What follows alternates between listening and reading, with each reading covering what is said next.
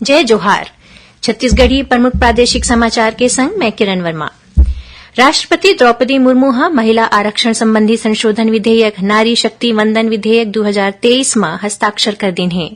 एकरे संग अब ये विधेयक कानून बन गे है। केंद्र सरकार इस संबंध में राजपत्र में अधिसूचना जारी कर दे है। ये विधेयक में लोकसभा और राज्य विधानसभा में महिला मन बर 33% आरक्षण के प्रावधान करे गे है। प्रधानमंत्री नरेंद्र मोदी काली 30 सितंबर के छत्तीसगढ़ के एक दिन के प्रवास में आही। ए दौरान ओमन बिलासपुर में भाजपा डहाले निकाले गए परिवर्तन यात्रा के समापन समारोह में शामिल होही। श्री मोदी बिलासपुर के सीपत रोड स्थित साइंस कॉलेज मैदान में परिवर्तन महासंकल्प रैली के तहत राखे गए एक आम सभा ला संबोधित करही। प्रधानमंत्री काली नई दिल्ली में देश के आकांक्षी ब्लॉक मन बर हफ्ता भर चलैया विशेष कार्यक्रम के शुरुआत करही। प्रधानमंत्री नरेंद्र मोदी कहिन है कि राष्ट्र 1 अक्टूबर के बिहनिया 10 बजे स्वच्छता पहल शुरू करही।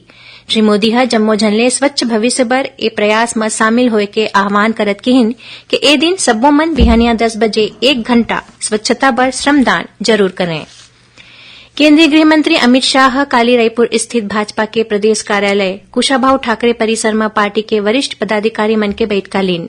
पार्टी के राष्ट्रीय अध्यक्ष जेपी नड्डा और राष्ट्रीय संगठन महासचिव बीएल संतोष की उपस्थिति में आयोजित बैठका में अवैया विधानसभा चुनाव ला लेके चर्चा करेगिस।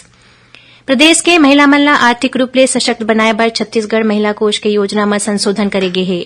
एखर अनुसार महिला समूह मन ला ऋण योजना के तहत अब अधिकतम 6 लाख रुपया तक के ऋण दे जाही। दक्षिण पूर्व रेलवे के चक्रधरपुर रेल मंडल के अंतर्गत राउरकेला स्टेशन यार्ड के आधुनिकीकरण और तीसरा रेल लाइन ला जोड़े के काम करे जाही। रेल प्रशासन ले मिले जानकारी के अनुसार 12 ले 16 अक्टूबर के बीच 18 यात्री गाड़ी मन के परिचालन एक दिन भर रद्द करे गए हैं। उन्हें आज ले 17 अक्टूबर तक 12 ठीन ट्रेन के परिचालन 2 दिन भर रद्द कर दे गए हैं।